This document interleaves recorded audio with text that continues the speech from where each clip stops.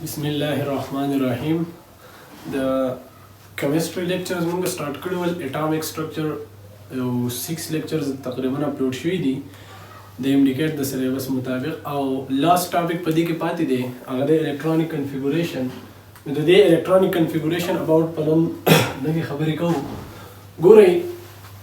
دلته تاسو ولیکئ الکترونیک کنفیګوریشن چې الکترونیک کنفیګوریشن څه ته ویل کېږي ګورئ کله چې هم موږ د الکترونو ډسټریبیوشن کوو یا الکترونو فیلینګ کوو په مختلف شیلز کې سب شیلز کې اربیټالز کې دې پروسس ته موږ څه وایو الکترونیک کنفیګوریشن ګورئ لیټ سپوز په یو اټم کې 11 الکترون دي نو دا 11 الکترون زه په کم شیلز کې پلیس کوم په کم سب شیل کې پلیس کوم او په کم اربیټال کې پلیس کوم د دې تقسیم مونږ کوو ډسټریبیوشن مونږ کوو یا دا په ډیفرنٹ سب شیل کې دا الکترون مونږ فیل کوو نو دې پروسس ته څه ویل کېږي الکترونیک کنفیګوریشن نو تاسو دلته د دې ډیفینیشن داسې ولیکئ چې دا د ډسټریبیوشن or filling of electron the distribution or filling of electron in shells, subshells or orbital کله چې موږ د الکترونو ډسټریبیوشن کوو یا د الکترونو فیلینګ کوو په شیلز کې په سب شیلز کې او په اربیټال کې نو دې ته موږ څه وایو الکترونیک کنفیګوریشن اوس ګورئ کله چې موږ الکترونیک کنفیګوریشن کوو نو د دې لپاره موږ 3 رولز یوز کوو او هغه 3 رولز دی یو ابا پرنسپل دی بل پال ایکسکلوژن پرنسپل دی او دریم نمبر چې دی هغه هونز رول دی نو اوس ګورئ تاسو دلته ولیکئ چې په الکترونیک کنفیګوریشن کې به دې کې به موږ څونه رولز فالو کوو 3 رولز به موږ فالو کوو چې کله موږ د الکترونو ډسټریبیوشن کوو یا موږ د الکترونو فیلینګ کوو په شیلز کې په سب شیلز کې او په اربیټالز کې په هغې کې له ټولو نه اولنی چې کوم پرنسپل دی هغه دی ابا پرنسپل ګورئ ابا پرنسپل څه ته ویل کېږي ګورئ د ټولو نه اوله کې تاسو د ابا ورډ چې دی نو دا وپېژنئ ګورئ دا یو جرمن ورډ دی دا د دې جرمن ورډ مطلب دی بیلډینګ اپ یا د دې مطلب دی کنسټرکشن دا د دې لفظي معنی ده اوس ګورئ دې رول ته نور نیمز هم ویل کېږي هغه نیمز تاسو ولیکئ دې رولز ته دویم نیم ویل کېږي ویسر رول دې ته ویسر رول هم ویل کېږي دې ته جینټ رول هم ویل کېږي جینټ رول او دې ته میډلینګ رول هم ویل کېږي میډلینګ رول یا دې ته N+L رول هم ویل کېږي دا د دې لپاره ادر نیمز یوز کېږي اوس ګورئ د دې ابا پرنسپل چې کوم خبرې دي هغه ځان سره نوٹ کړئ د سټیټمنټ دا دی وای کله چې موږ الکترون په شیلز کې په سب شیلز کې او په اربیټالز کې فیل کوو نو وای موږ به الکترون اول په هغه اربیټال کې پلیس کوو چې د کم اربیټال لوویسټ انرژي ده او چې د کم اربیټال لوویسټ انرژي ده د اول فیل شي بیا ورپسې چې کوم د چا انرژي سیوا ده بیا به هغه فیل کېږي بیا به چې لږه انرژي ورپسې د چا سیوا ده بیا به هغه فیل کېږي نو تاسو دلته ولیکئ چې د سټیټمنټ چې کوم مین سټیټمنټ دی هغه دا دی ګورئ وایي الکترون will first fill in those orbital الکترون به اول په هغه اربیټال کې موږ فیل کوو پلیس کوو به چې د هغې څونه انرژي چې د هغې انرژي د ټولو نه صحیح لوویسټ وي اوس ګورئ او چې کله اول لوویسټ انرژي والا اربیټال فیل کېږي بیا ورپسې چې لږه انرژي سیوا ده بیا هغه فیل کېږي بیا هغه فیل کېږي نو دې دلته تاسو لیکلی شئ چې الکترون دا به فیل کېږي په شیلز کې په سب شیل کې په اربیټالز کې on the basis of increasing order of energy دا به د increasing order of energy on the basis of increasing order of energy the increasing order of energy په بیس باندې به دا الکترون په سب شیل کې په اربیټال کې او په شیلز کې فیل کېږي ګورئ زي ما لیټ سپوز دا اربیټال د ټولو نه لوویسټ انرژي والا دی. بیا ورپسې یو بل اربیټال دی د انرژي د دې یو لږه سیوا ده. بیا ورپسې یو بل اربیټال دی دغه انرژي د دنه لږه سیوا ده. بیا ورپسې یو بل اربیټال دی دغه انرژي د دنه لږه سیوا ده. بیا ورپسې یو بل اربیټال دی چې دغه انرژي د دنه لږه سیوا ده. نو انکریزینګ ارډر مطلب دا دی چې اول به دا لوویسټ والا فیل شي، بیا به ورپسې چې د چا سیوا ده بیا به هغه فیل شي، بیا ورپسې چې د چا سیوا ده هغه به فیل شي، بیا ورپسې چې د چا سیوا ده هغه به فیل شي، بیا ورپسې چې د چا سیوا ده هغه به فیل شي. دې ته ویل کېږي انکریزینګ ارډر اف انرژي، چې اول به لوویسټ انرژي والا فیل کېږي او وروسته به بیا های انرژي والا فیل کېږي. اوس ګورئ دلته خو مونږ وایو چې لوویسټ انرژي هایسټ انرژي، خو د الکترون د انرژي پته به مونږ څنګه لګي چې د کم الکترون انرژي سیوا ده او د کم الکترون انرژي کمه ده. نو هغه بس تاسو ولیکئ چې د انرژي اف الکترون، چې د الکترون انرژي دا به مونږ څنګه را معلومو؟ د انرژي اف الکترون دا به مونږ را معلومو determined from n plus l value. دا به مونږ څنګه را معلومو؟ د n plus l value نه را معلومو. ګورئ دا n چې دی دا پرنسپل کوانټم نمبر دی او l چې دی نو دا کم کوانټم نمبر دی؟ ایزیمیوتل کوانټم نمبر. نو ګورئ د n plus l value په بیس باندې به مونږ د الکترون انرژي څنګه را معلومو؟ نو دلته تاسو ولیکئ چې انرژي دا به ډایرکټلی پروپورشنلی چاته n plus l value ته. د دې ریلیشن په بیس باندې به تاسو د الکترون انرژي را معلوموئ. ګورئ چې د کم الکترونو دپاره د n plus l value کمه وه نو د هغو انرژي به هم څه کمه وي، او چې د کم الکترون دپاره د n plus l value سیوا وه نو د هغې انرژي به هم څه دا به سیوا وي. ټیک شو؟ نو چې د تاسو په ټول الکترونو کې د هر یو الکترون دپاره n plus l value را معلوموئ چې د چا د کم الکترون دپاره د n plus l value کمه وه د هغه به لوویسټ انرژي، او چې د کم الکترون n plus l value سیوا وه نو د هغه به صحیح انرژي به هم سیوا وي. اوس ګورئ تاسو دلته ولیکئ چې د دې رول څو پارټس دي؟ دیس رول د دې رول فردر څو پارټس دي؟ 2 پارټس دي. اوس ګورئ هغه 2 پارټس کم دي؟ تاسو د ټول نه اولنی ولیکئ چې الکترون چې د کم الکترون دپاره having n plus l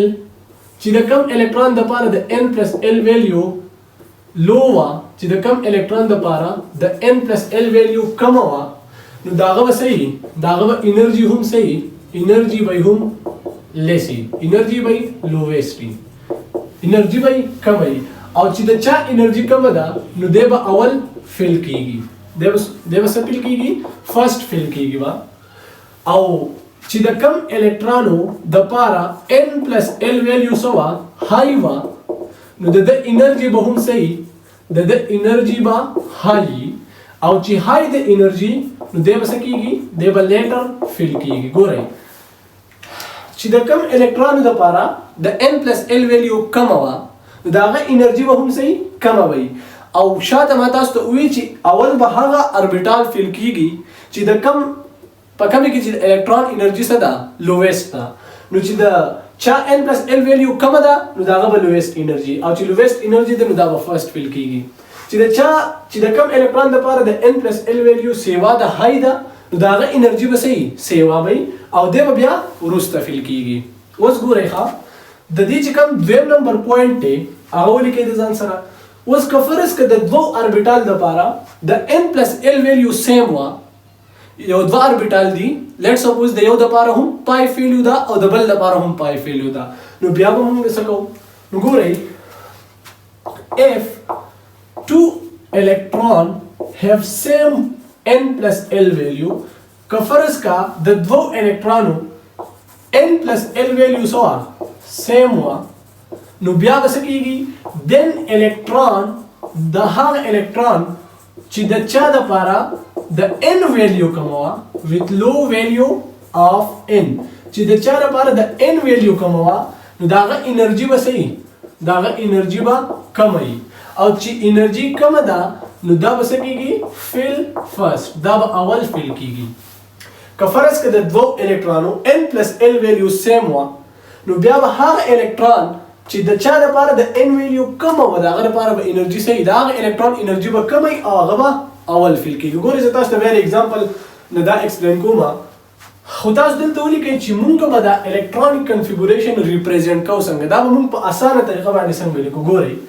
کله چې هم د الکترونیک کنفیګوریشن ریپرزینټیشن مونږ کوو، ریپرزینټیشن of electronic configuration په دې کې وسه انوالو وي د ټولو نه اول به پرنسپل کوانټم نمبر، په دې کې وسه انوالو وي پرنسپل کوانټم نمبر، دویم په دې کې څه انوالو وي ازیمیوتل کوانټم نمبر، دویم په دې کې انوالو وي ازیمیوتل کوانټم نمبر، او دریم په دې کې انوالو وي یو سوپر سکرپټ بلګي. زه تاسو ته اوس ایکسپلین کوم. یو سوپر سکرپټ بلګي او هغه موږ ته د نمبر اف الکترون انډیکیشن کوي چې څونه نمبر اف الکترون دلته موجود دی. اوس ګورئ تاسو دلته ولیکئ چې کله هم موږ د الکترونیک کنفیګوریشن ریپرزینټیشن کوو نو هغه به داسې ګورئ ان ال او په سوپر سکرپټ کې به څه لګي ایکس په لګي. اوس ګورئ دلته به دا ان چې دی دا به یو نمبر یو ویلیو وي. ان پرنسپل کوانټم نمبر دی او دا چې دی نو نمبر اف شیلز دی. چې نمبر اف شیلز دی دا به یا فرست شیلی یا به سیکنډ شیلی یا به تھرد شیلی یا به فورث شیلی اینڈ سو آن. د ال ویلیو به څه لګي د ال د پاره به لیټرز یوز کیږي. فار ایگزامپل اس پی ډي اف د سب شیلز چې د پاره چې کوم سمال لیټرز یوز کیږي هغه موږ په دې کې لیکو اس پی ډي او اف. او دا ایکس چې دی نو دا څه دی دا به هم نمبري 1 2 3 او د رینج به رسو پوری د 1 نو واخله او د 14 پوری وای. دلته لوویسټ ویلیو چې دا هغه دی 1 او میکسیمم ویلیو دلته صدا 14 ده. دا غي وجه دا رګور زه تاسو ته لږ ایکسپلین کوم. زه لیټ سپوز 1s2 2p6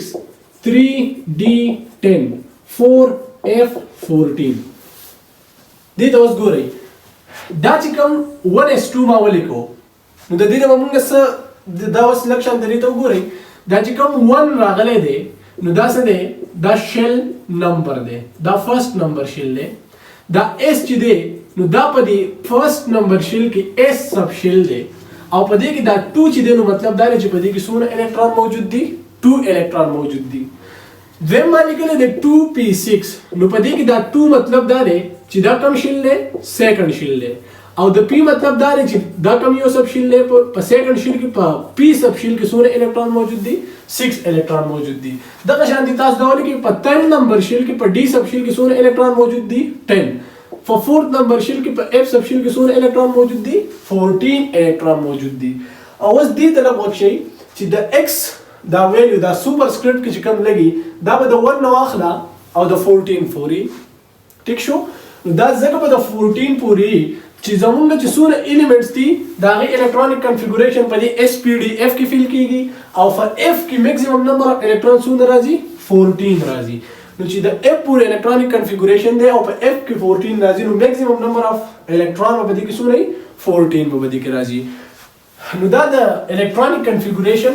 ریپرزینټیشن شو. اوس ګورئ زه تاسو دلته یو وړوکی شانته ټریک هم لیکم د هغې په بیس باندې تاسو ټوټل الکترونیک کنفیګوریشن ښه په اسانۍ سره کوئ. خو د دې چې کوم نور بیسیک پوینټس دي هغې طرف وکیدئ. دلته چې ما کوم دا 2 پوینټس ولیکل د دې لږ ایکسپلینیشن کوو. ګورئ زه یم لیټ سپوز یو 2 اربیټال دي یو دی 5s دا سب شیل دی او بل دی 4p. اوس په دې 5s او 4p کې به د ټولو اول څوک فیل کیږي دا اوس موږ را معلومو. نو موږ اول د دیو انرژي را معلومه کو چې په دې دواړو کې د کوم سب شیل انرژي کم وه هغه به اول فیل کیږي او انرژي به موږ څنګه را معلومو. ګورئ n پلس l ویلو د دې دواړو دپاره را معلومه کوي. نو دا 5 څه دی دا 5th نمبر شیل دی نو د n ویلو څه شوه 5 شوله او د s دپاره د l ویلو څه ده 0 ده نو دا به شي 5 پلس 0. دا 4 چې دی نو دا شیل نمبر دی نو 4 او دا p دپاره د l ویلو څه ده هغه د 1 نو دا هم څه راغی 5 راغی. اوس ګورئ د 5s دپاره n پلس l ویلو هم راله 5 او د 4p دپاره n پلس l ویلو هم راله 5 راغله. او دلته چې ما تاسو ته راکم سیکنډ نمبر پوینټ لیکلی دی. اوس تاسو په دې دواړو سب شیل کې وګورئ چې د کم یو سب شیل دپاره د n ویلیو کمه وه نو د هغه انرژي به صحیح کمه وي او هغه به اول فیل کیږي. نو اوس ګورئ د دې 5s لپاره د n ویلیو څه ده 5 ده او د پور p لپاره د n ویلیو څه ده 4 ده نو چې د n ویلیو د p لپاره کوم راځي کنه 4p 4 او 5 کې څو وړ کېږي 4 وړ کېږي نو دا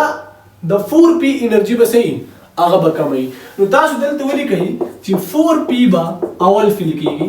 4p به فرست فیل کېږي او 5s دا به لیټر فیل کېږي دا به وروسته فیل کېږي دویم اگزامپل تاسو ولیکئ 3d او 4s اوس دې ته غوږ شئ د دې دواړو دپاره چې انرژي را معلومو n پلس l ویلیو به را معلومو نو د 3d دپاره n ویلیو څه ده 3 ده او د d دپاره د l ویلیو څه ده 2 ده دا خو د n ویلیو شو 4 او د s دپاره د l ویلیو څه ده 0 ده نو دا سره راغی 5 او دا سره راغی 4 راغی اوس ګورئ د n پلس l ویلیو د 4 او د n پلس l ویلیو څه ده 5 ده نو د n پلس l ویلیو کومه ده نو دلته تاسو ولیکئ چې 4s دا به فرست فیل کېږي او بیا به څوک فیل کېږي 3d به لیټر فیل کېږي دا ځان سره نوٹ کړئ اوس ګورئ د دې باقي پوینټس زه ایکسپلین کوم دلته دا به تیوران کوم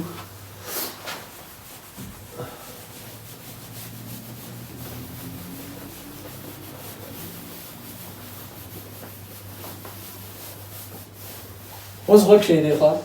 د الکترونیک کنفیګوریشن دپاره یو ټریک زه تاسو ته دلته لیکم ګورئ تاسو د ځان سره دلته ولیکئ څلور سبشیل اس پی ډي او اف داسې چل به وکئ چې اول به دوه پیرې اس ولیکئ دوه پیرې به اس ولیکئ بیا به پی اس او پی اس دوه پیرې ولیکئ پی اس او پی اس په دوه پیرې ولیکئ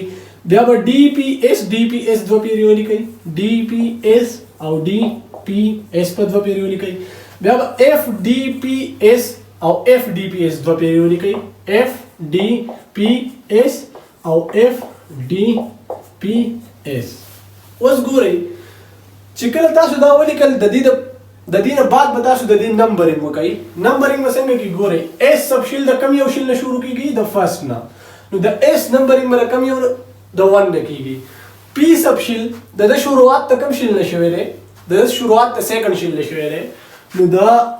د پی دا سٹارټ به تاسو د 2 نه واخلئ د ډي سبشیل شروعات د کم شیل نه شوی دی د 3 نه دلته به اولنې ډي سره به تاسو څه لګوئ 3 به لګوئ او د اف سبشیل شروعات د کم یو شیل نه شوی دی د 4 نه شوی دی نو دلته به تاسو د سره څه ولګوئ 4 بیا چې باقي کم دي نو بیا ورپسې په سیکوینس باندې نمبرینګ وکئ دا 1s شو دا به شي 2s دا به شي 3s دا به شي 4s دا به شي 5s بیا 6s بیا 7s او بیا 8s بیا د فی لپاره نو پی د 2 نه شروع شو بیا دا 3 شو بیا 4 شو بیا 5 شو او بیا 6p شو او 7p شو بیا د ډي لپاره وکئ نو 3d بیا دا 4d شو بیا دا 5d شو او دا 6d شو د اف لپاره دا 4f شو نو دا سره راغی 5f راغی اوس ګورئ زه تاسو ته یو څو الیمنټس لیکم د هغې نو به تاسو دا ښه په اسانه باندې کوئ ګورئ زه به لیټ سپوز تاسو د کیلشیم الکترونیک کنفیګوریشن را معلوم کړئ او د کیلشیم اټامیک نمبر څه دی 20 دی مطلب په دې کې څونه الکترون دي 20 الکترون دي نو اوس ګورئ 2 الکترون 1s ته لاړو 2 الکترون 2s ته لاړو شپږ الکترون p ته لاړو 2 الکترون 3s ته لاړو او شپږ الکترون کم سبشیل ته راغلل 3p ته اوس ګورئ دا الکترون شمار کړئ 2 2 4 plus 6 10 plus 2 12 او 6 18 او الکترون دي څونه 20 نو ورپسې تاسو دا 2 الکترون ولګوئ نو دا به شي د کیلشیم الکترونیک کنفیګوریشن اوس ګورئ که فرض که ماته ووایي چې د سلفر الکترونیک کنفیګوریشن را معلوم کړئ د سلفر اټامیک نمبر دی 16 نو الکترون پکې څونه دي 16 الکترون دي اوس ګورئ 2 الکترون دا راغلل 2 دا راغلل 1s2 2s2 2p6 3s2 نو ګورئ 2 2 4 4 plus 6 10 10 plus 2 12 او د په 12 پسې بیا څونه الکترون پاتې شو د 16 پورې 4 الکترون پاتې شو نو دا به شي 3p4 دا وران کړئ نو دا د چا الکترونیک کنفیګوریشن شو د سلفر الکترونیک کنفیګوریشن شو اوس ګورئ د هایدروجن سه اټامیک نمبر دی 1 نو دا به څه راشي صرف اور صرف 1s1. د هیلیم څه اټامیک نمبر دی 2 نو دا به راشي 1s2. بیا د لیتیم اټامیک نمبر ته ګورئ نو لیتیم ګورئ s بیا p s p s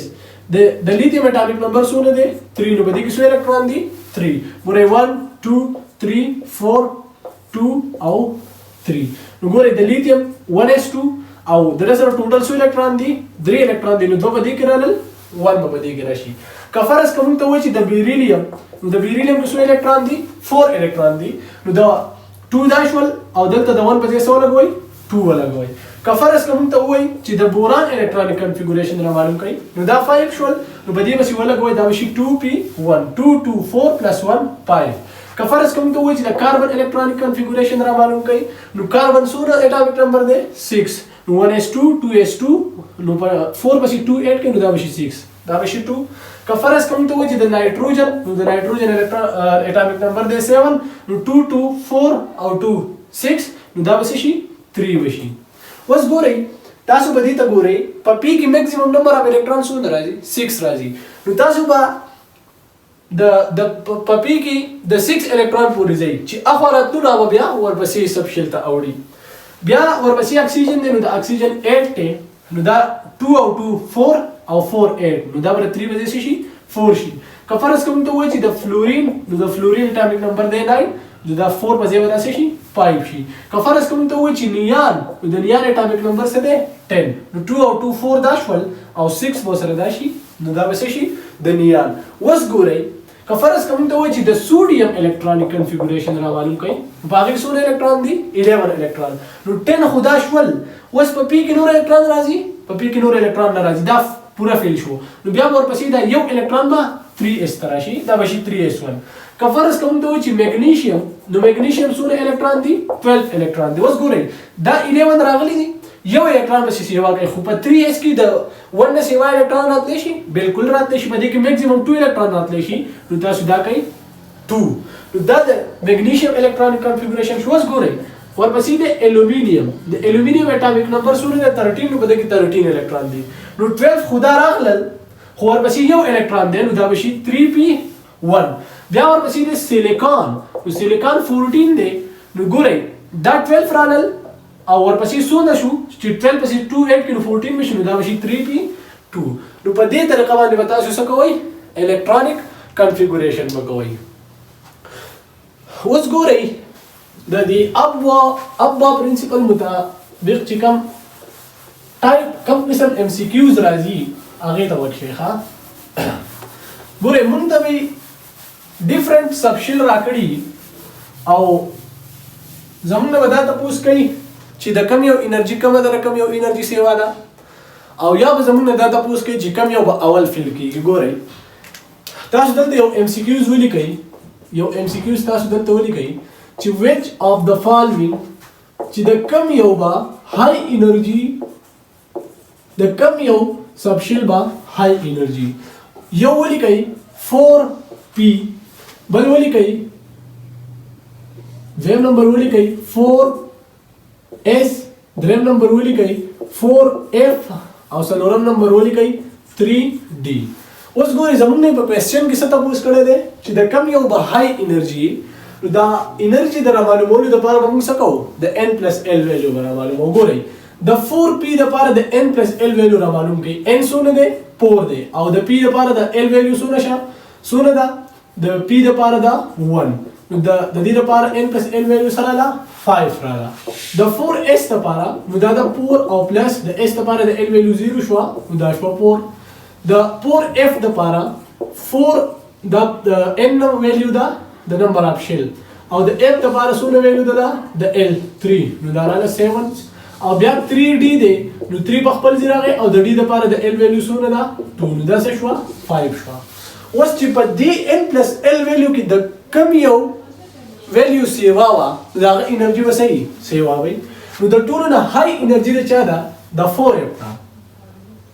که بیا زموږ نه ورپسې تپوس وکړي چې په ده پسې ورپسې ده چاره کوم ته چې لټ سپوز ار ډب ولیکئ نو تاسو دلته ولیکئ چې د ټولو نه سیوا د چا شوه د 4f شوه. بیا دوه ویلیوګانې دي 5 ده او 4 ده نو 4 خو لویسټ انرژي والے دی 5 هایست خو بیا د دوه د پاره 5 دی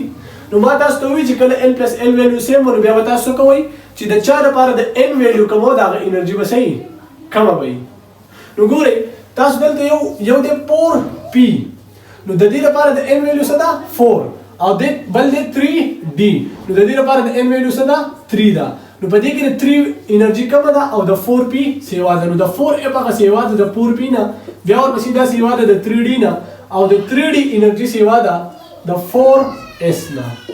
ګوره د 4s لپاره n + l ویلیو څه ده 4 ده نو دا د دې سره راغی آرډر راغی اوس ګورئ یو خبره د ځان سره نوٹ کړئ چې ابا پرنسپل دا به وایولیټ کیږي وایولیټډ ان excited state دا په excited state کې وایولیټ کیږي ان excited state ګورئ څنګه زمونږ سپوز کاربن تاسو واخلئ نو د کاربن الکترونیک کنفیګوریشن وکړئ اټامیک نمبر درسه دی 6 دی نو دا به شي 1s2 بیا به شي 2s2 بیا ورپسې دی 2p نو 4 الکترون درالو او 2 ورپسې نور کوي که زه وایم چې لیټ سپوز د دې 2s ته الکترون یو 2p ته راغی نو دا شو 1s2 2s1 او دا به شي 2p 3 به شي نو تاسو دلته وګورئ د 2s انرژي د 2p نه کمه ده خو سټیل د پوره نه دی فیل شوی او د څه شوی دی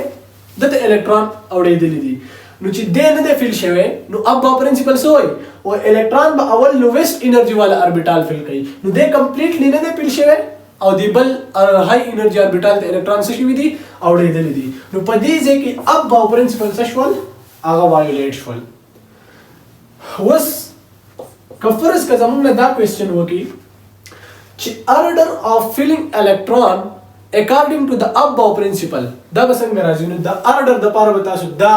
ځای پالو کوئ ګورئ order of filling electron به داسې راځي 1s2 2s2 2p6 3s2 3p6 4s2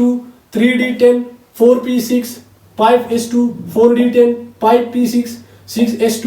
4f14 5d10 6p 6 7s2 نو دا به راځي دا به order of filling electron راځي according to the above principle نو ګورئ دا د above principle according خبرې وي او په دې کې دلته په 3D سیریز کې خیر به تاسو په سیکنډ ایئر کې بیا وایي خو زه تاسو ته دلته هغه ایکسپشن لږ شانته لیکم په 2025 کې هم دا MCQs راغلی و وایي یو ایلیمنٹ دی داسې سټیټمنټ یو ایلیمنٹ دی وایي دغه اټامیک نمبر څونه دی 24 دی وایي دغه الکترونیک کنفیګوریشن به صحیح آپشنز کې موږ الکترونیک کنفیګوریشن راکړی ول نو ګورئ دوه سپیشي دي په 3D سیریز کې تاسو به په سیکنډ ایئر کې په دویم نمبر چپټر کې 3D سیریز وایي هغه کې سکینډیم ټایټینیم ویناډیم کرومیم منګنیز آیرن کوبالټ نیکل زنک کاپر دا ایلیمنټس دي بګي په دې کې ګورئ دوه ایکسپشن دي هغه تاسو په دې سمپل ټریک باندې یاد ساتئ کو کر په دې کې دا سی آر چې دی نو دا څه دی دا کرومیم دی او دا چې دی کاپر دا سی یو چې دی نو دا څوک دی دا دی کاپر اوس ګورئ د کرومیم اټامیک نمبر څه دی 24 او د کاپر اټامیک نمبر څه دی 29 دی اوس چې د 24 اټامیک نمبر دی نو موږ د ابا پرنسپل اکارډینګ الکترونیک کنفیګوریشن کوو بیا چې په دې کې کوم ایکسپشن دی هغه لږ شانته ایکسپلین کوو اوس دې ته وکشئ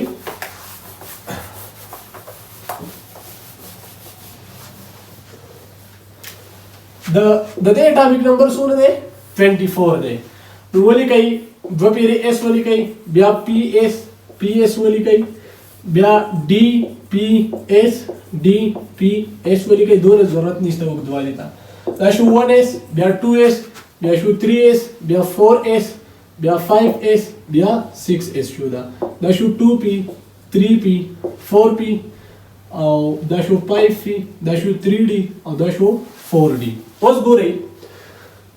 د ابا پرنسپل اکارډینګ پر د الکترونیک کنفیګوریشن دا سره شو ګورئ اولنی دوه الکترون ونه استلاړل بیا ورپسې دوه الکترون 2s ته لاړل بیا شپږ الکترون 2p ته بیا دوه الکترون 3s ته بیا شپږ الکترون 3p ته بیا دوه الکترون 4s2 ته راغلل اوس ګورئ 3d ته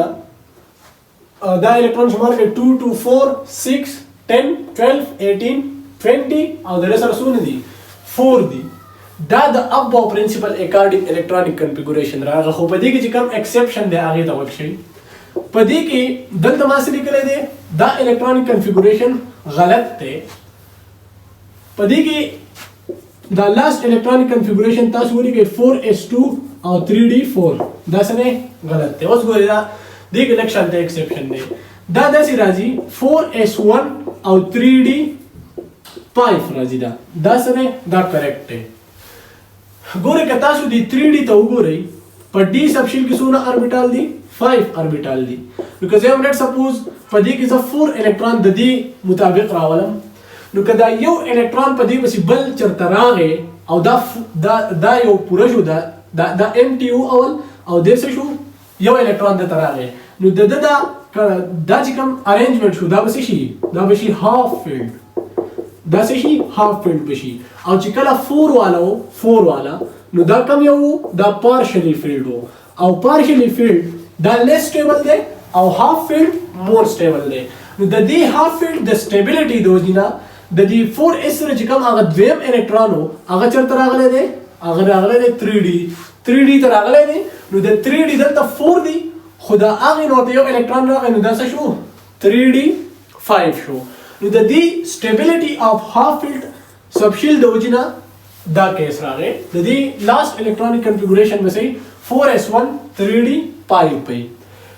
بیا ورپسې کاپر دی نو د کاپر اټامیک نمبر څه دی 29. اوس ګورئ دا نور باقي الکترونیک کنفیګوریشن سیم شو. په لاس کې زه تاسو ته لیکم دا به شي 4s2 3d9 خو دا به د چا اکارډینګ وي د اب باو پرنسپل. د اب باو پرنسپل اکارډینګ دی خو دا الکترونیک کنفیګوریشن څه دی دا غلط دی. ریزن ګورئ دا 3d9 ډرا کوي لږ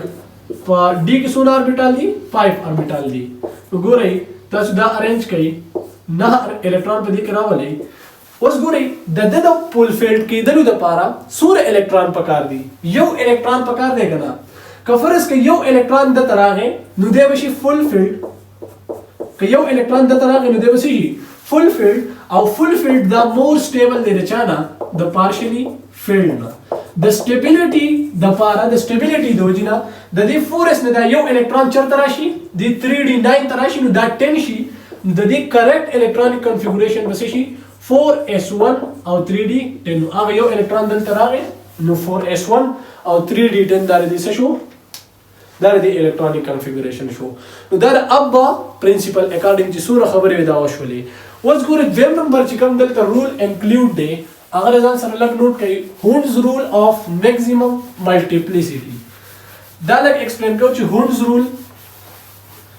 د هونډز رول سټیټمنټ سره د دې چې څومره خبرې دي هغه لږ ووایو. دویم نمبر چې کوم رول دی تاسو ولیکئ کوم یو رول هونډز رول. اوس ګورئ هونډز رول څه ته وایي دې ته هونډز رول اف میکزیمم ملټیپلیسیټي ویلی کېږي. دې ته څه ویلی کېږي هونډز رول اف میکزیمم ملټیپلیسیټي. اوس ګورئ دلته د دې میکزیمم ملټیپلیسیټي مطلب څه دی. د میکزیمم ملټیپلیسیټي مطلب دا دی میکزیمم نمبر اف unpaired electron. The maximum multiplicity مطلب څه دی maximum number of unpaired electron. ګورئ د دې سټیټمنټ دا دی سټیټمنټ د دې سره سټیټمنټ د ځان سره ولیکئ. وایي که فرض کا if degenerate orbital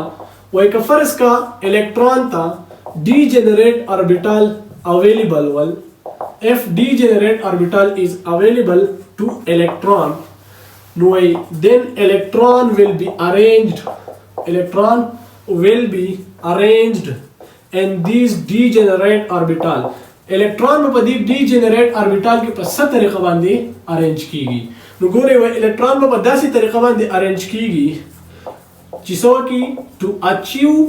maximum number of unpaired electron چې دیو څه حاصل کړي maximum number of unpaired electron دیو حاصل کی. ګورئ دا سټیټمنټ دوباره واورئ. وایي که فرض که الکترون ته ډي جنریټ اربیټال اویلیبل ول نو دا الکترون په دې ډي جنریټ اربیټال کې په داسې طریقه باندې ارینج کیږي چې د څه حاصل کی میکسیمم نمبر اف انفیلډ الکترون. د ایگزامپل په بیس باندې ودا ان شاء الله تاسو انډرسټینډ کوئ. ګورئ دویم نمبر تاسو دا ولیکئ چې د دې رول مطابق به موږ څه چل کوو. فرست فیل او د ټول اول ډي جنریټ اربیټال څه ته ویل کیږي د کم اربیټال انرژي چې سیم واغې ته موږ څه وایو ډي جنریټ اربیټال. نو ګورئ د دې رول اکارډینګ به تاسو څه کوئ. فرست فیل آل ډي جنریټ اربیټال چې څومره هم ډي جنریټ اربیټال دي دا به موږ فیل کو. په دې کې موږ الکترون فیلینګ څنګه کوو. اول به موږ الکترون ټول د سیم سپین نه فیل کو د سیم سپین نه او بیا وسه کوو دا غینه بعد به بیا پیرینګ سٹارټ کوو. دین سٹارټس پیرینګ یو پوینټ دا شو. دریم نمبر پوینټ تاسو ولیکئ چې په کم ډي جنریټ دا تاسو ولیکئ چې داسې ګروپ اف ډي جنریټ اربیټال داسې ګروپ اف ډي جنریټ اربیټال چې پاغه کې صحیح میکسیمم نمبر اف پیرالل سپین ول چې پاغه کې میکسیمم نمبر اف پیرالل سپین ول نو هغه به صحیح هغه به مور سټیبل ارینجمنټ هغه به صحیح مور سټیبل ارینجمنټ. که فرض کا په ګروپ اف ډي جنریټ اربیټال کې میکسیمم نمبر اف پیرالل سپین ول نو دا به صحیح دا به مور سټیبل arrangement. اوس ګورئ د دې دریو اړو پوینټس د ایکسپلینیشن د پاره زه تاسو ته اگزامپل لیکم. اوس خو د ابا پرنسپل مطابق موږ الکترونیک کنفیګوریشن کوو خو دا د ډي جنریټ اربیټال اباوت خبرې دي چې په ډي جنریټ اربیټال کې به د الکترون څنګه ارینج کیږي. ګورئ زه تاسو ته دلته لږ شانته لیکم کاربن. د کاربن اټامیک نمبر څونه دی 6. نو چې اټامیک نمبر 6 دی نو الکترونیک کنفیګوریشن ولا د ابا پرنسپل مطابق وکړي نو دا به شي 1s2 2s2 او بیا به ورپسې دا شي 2p2. اوس ګورئ په دې p سب شیل کې څونه اربیټالز دي 3 اربیټالز دي په دې کې. نو اوس دا دوه الکترون په دې ډي جنریټ اربیټال کې څنګه فیل کیږي.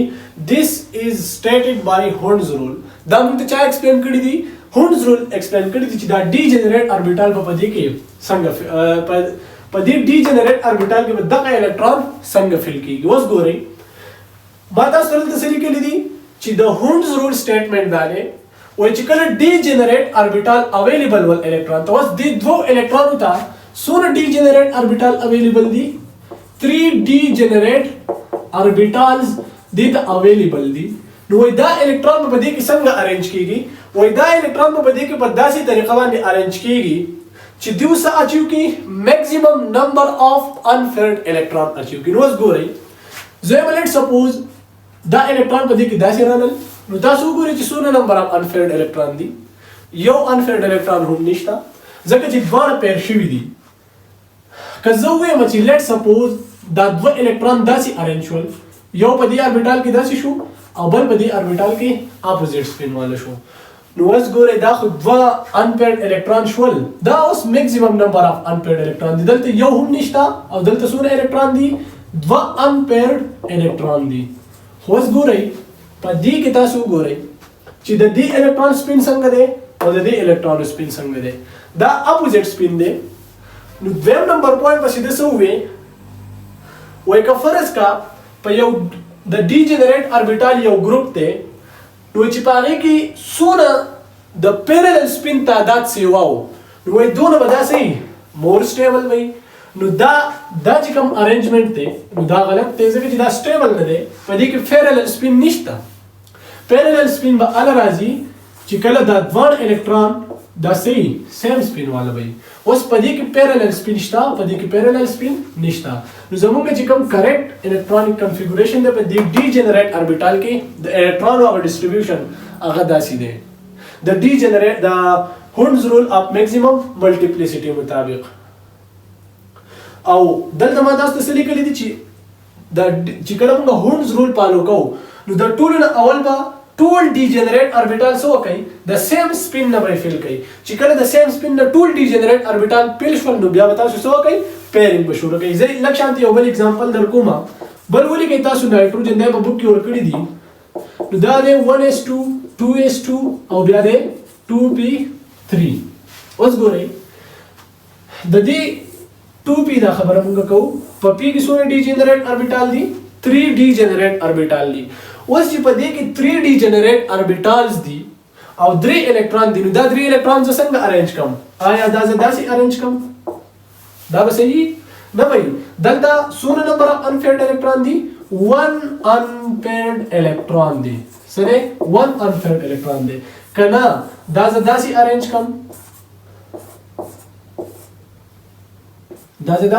کم دلته اوس ګورئ unpaired electron څونه دي 3 unpaired electron خو maximum شول خو دلته تاسو وګورئ چې parallel spin څونه دي یو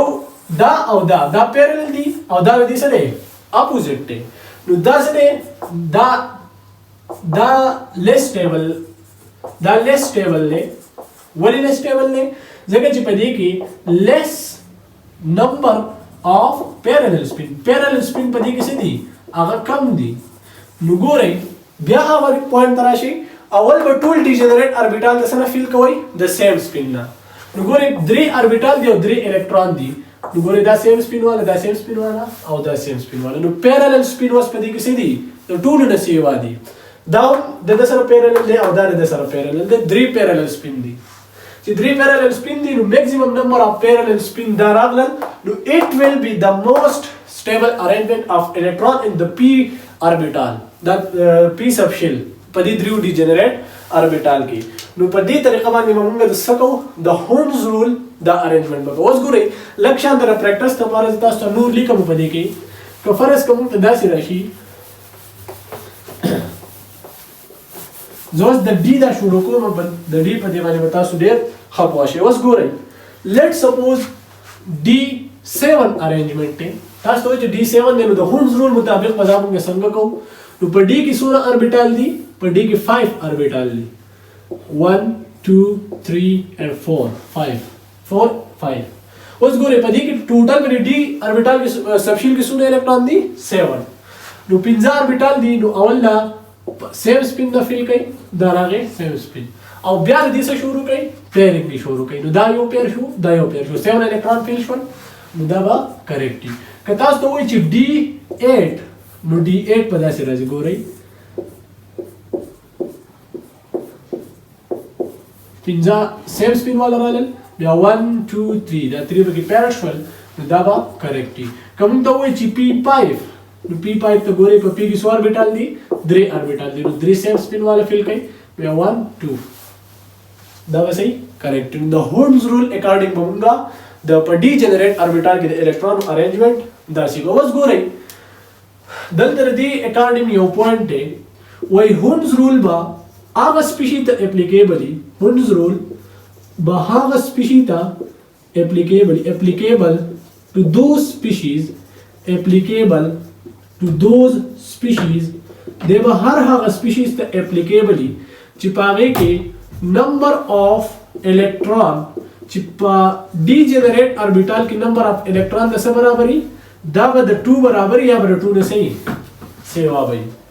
دا به د هغه species لپاره applicable اوس ګورئ زه تاسو ته لیکم چې دا به کم species لپاره valid نه it is Hund's rule دا به applicable نه Hund's rule not applicable for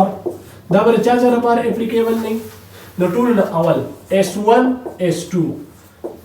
چې کله یو سپیشي دا پاره کې S1 یا S2 والا سیستم دی فار ایگزامپل هایدروجن دی 1S1 دی 1S1 دی بیا ورپسې هیلیم دی نو هیلیم څه دی 1S2 دی د S1 دا خبره نشي ګوره دا S اربیټال دی نو په دې کې کدا یو الکترون تاسو داسې ارینج کو یو دی نو کدا داسې ارینج کوئ او کدا اپوزیټ ارینج کوئ یو سیز راځي فرق نه کوي او چې دوه الکترون دی نو دا خو به خامخا تاسو اپوزیټ سپین والا اخلئ شاته ما ایکسپلین کړی دی دویم نمبر دا P1 ته به دا اپلیکیبل نه دین علاوه P5 او P6 ته به دا اپلیکیبل نه د دین علاوه D1 D9 او D10 دې ته هم اپلیکیبل نه F1 F13 او F14 دې ته اپلیکیبل نه دا ځان سره ساتي دا ته سلیکشن ته دلته ایکسپلین کوم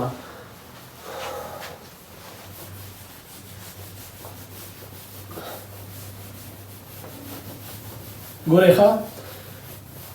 دا به تاسو یادوئ څنګه د دې اسانه طریقه واورئ دا S1 S2 خو دا په اوله کې یاد کړئ بیا د پی ډي او د اف دا به تاسو داسې کوئ چې کله په پی کې 1 الکترون وو میکسیمم په پی کې څومره راځي 6 راځي نو اولنې او اخرنې 1 او 6 او یو د دې د ټولو نه چې کوم ګریټیسټ ویلیو دا 6 ګریټیسټ نو یو د دې نه کم اخلي بیا په ډي کې نو په ډي کې میکسیمم نمبر اف الکترون څومره راځي 10 او مینیمم څومره راځي 1 نو مینیمم او میکسیمم دواړه اخلي او د میکسیمم نه یو ویلیو کموي نو دا D10 ورپسې د دې نشانه پسې D9 اوس په اف کې څومره الکترون راځي minimum 1 او maximum 14 نو F1 F14 او د 14 نه یو کموي F13 دا به دې لپاره نه اپلیکیبل څنګه ګورئ زموږ لیټ سپوز P1 دی P1 د لپاره دې څنګه نه اپلیکیبل اوس ګورئ دا الکترون دا دی نو موږ وی چې کله ډي جنریټ اربیټال دلته یو الکترون دی او 3 اربیټال دي نو که د مونږ الته خبر وکړو چې میکسیمم نمبر اف پیرالل سپین نو چې بل الکترون راځي نو پیرالل سپین وي میکسیمم نمبر وي نو دا یو الکترون دی نو د دې لپاره نه دی اپلیکیبل بل چې دی P5 تاسو لیټ سپوز واخلئ 1 2 3 4 او 5 اوس ګورئ د دې لپاره ځکه اپلیکیبل نه دی چې دا الکترون بوس خامخا د اپوزیټي دا به د دې چې ورپسې کوم الکترون راځي یو الکترون پسې بل راته نو دا به د خامخا صحیح اپوزیټ پر راځي په دې کې دا نه اپلای کیږي او چې کله P6 ته نو په P6 کې خدا کمپلیټلی فل شو نو دا پیر شول ټول دا دې ته هم نه دی اپلیکیبل دې نه علاوه D1 په D1 کې هم 1 الکترون دی په D9 کې نو په D9 کې چې دی هغه 10 راځي ګورئ شاته به ټول پیر دی نو دا یو الکترون که پسې بل راتلو دا خامخا صحیح اپوزیټ سپین والا وي او چې کله فل شو D10 شو نو بیا خو پکې نور الکترون راتلی نشي نو د هونز رول دا به د دې لپاره نه اپلای کېږي ګورئ د هایدروجن الکترونیک کنفیګوریشن څه دی 1s1 نو دا S1 دی د دې لپاره نه دی اپلیکیبل د هیلیم الکترونیک کنفیګوریشن څه دی د دې 1s2 نو د دې لپاره هم نه دی اپلیکیبل که تاسو د نیان الکترونیک کنفیګوریشن وګورئ 1s2 2s2 2p6 نو د دې لپاره هم هونز رول نه دی اپلیکیبل نو تاسو به دی لاست الکترونیک کنفیګوریشن ته ګورئ SPDF چې کوم بالکل اخرنی دی که S1 S2 P1 P5 P6 D1 D9 D10 F1 F13 F14 دا ول نو بیا به هونز رول د دې لپاره نه اپلیکیبل او د هونز رول اکارډینګ چې تاسو کله په ډي جنریټ اربیټال کې د الکترون ارینجمنت کوئ نو اول به ټول ډي جنریټ اربیټال د سیم سپین نه فیل کوي بیا به د هغې دپاره څه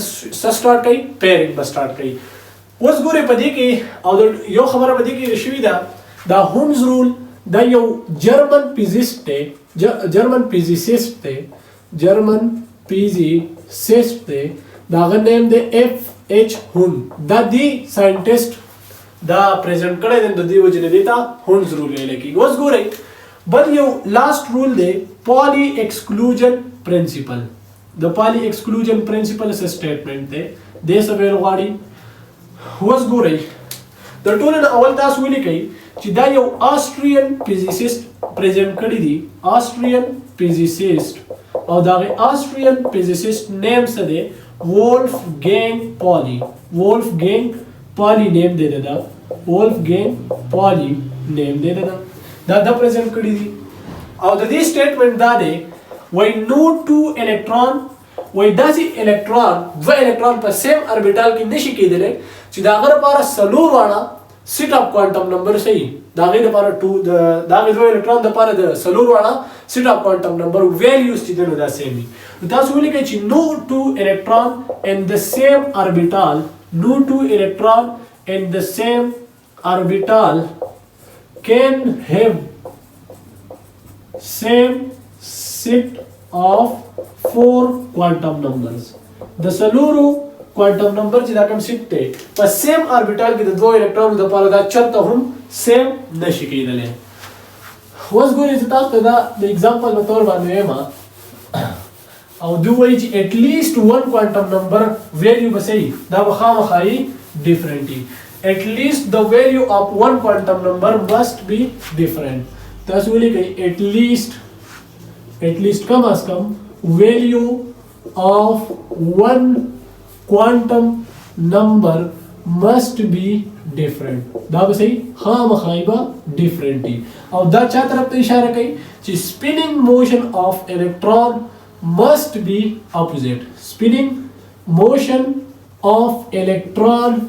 in the same orbital چې کله دوه الکترون په سیم orbital کې موجود دي نو د دې spinning motion به صحیح هغه به صحیح خامخای به د یو بل نه بدلی must be different the spinning motion نه د spinning motion د وجې نه به دا possible چې د دې دوه الکترونو لپاره څلور وړه سیټ اف کوانټم نمبر سیم نه او که دا سیم ول spinning سیم نو بیا به ټول کوانټم نمبر سیم اوس ګورئ زه ولټ سپوز هایدروجن دی په دې کې څو الکترون دي 1 الکترون دی په هغه په 1s1 کې فیل شو اوس ګورئ د دې لپاره د n پرنسپل کوانټم نمبر ویلیو څه ده 1 د اzimuthal کوانټم نمبر ویلیو د دې لپاره څه ده د s لپاره ویلیو څه ده 0 چې د l ویلیو 0 شو نو د m ویلیو پلس ماینس 0 نو د دې نه براشي 0 او د s ویلیو بشي لیټ سپوز تاسو پلس هاف والی د دې پروبابیلیټي 50 د پلس هاف ماینس هاف د تاسو اغستلی شي نو که زه لیټ سپوز د دغه یو الکترون لپاره دا سیټ اف کوانټم نمبر رالل لیټ سپوز زه ما دی هایدروجن ته ما یو بل الکترون اډ کو یو الکترون مو ته اډ کو نو بیا به هایدروجن الکترونیک کنفیګوریشن څه شي 1s2 نو د n ویلیو هغه سیم ده 1 ده د l ویلیو سیم ده 0 ده د m ویلیو څه ده 0 ده اوس د کم یو پوینټ د وجې نه دا څلور وړه کوانټم نمبر ډیفرنٹ کېدلی شي که فرض کړه د دې لپاره د s ویلیو ماینس هاف شوه نو دا څلور په دې کې به اټلیسټ 1 کوانټم نمبر څه شي ډیفرنٹ دي نو د سپینینګ د وجې نه به د دوه الکترون په سیم اوربیټال کې د دې لپاره څلور وړه سیټ اف کوانټم نمبر سیم نشي کېدلی د څه د وجې نه د سپینینګ د وجې نه چې سپینینګ ډیفرنٹ وو نو د دیو به څلور وړه کوانټم نمبر یې سیم نه نو دا به خامخا یې صحیح چې کله دې ته بل الکترون اډ کړو د هغې پریویس الکترون سپین څه و پلس هاف و نو د دې اډډ الکترون سپین به خامخا یې صحیح دا به اپوزیټ وي اس په برابري د ماینس هاف ګورئ اټامک سټرکچر چپټر په دې باندې ختم شو او ان شاء الله تعالی ورپسې کیمیکل بانډینګ چپټر دی او د دې چپټر چې څونه هم ام سی کیوز دي ان شاء الله تعالی دا به زه په یو ویډیو کې کور کوم او د ام سی کیوز موجوده ویډیو په دې باندې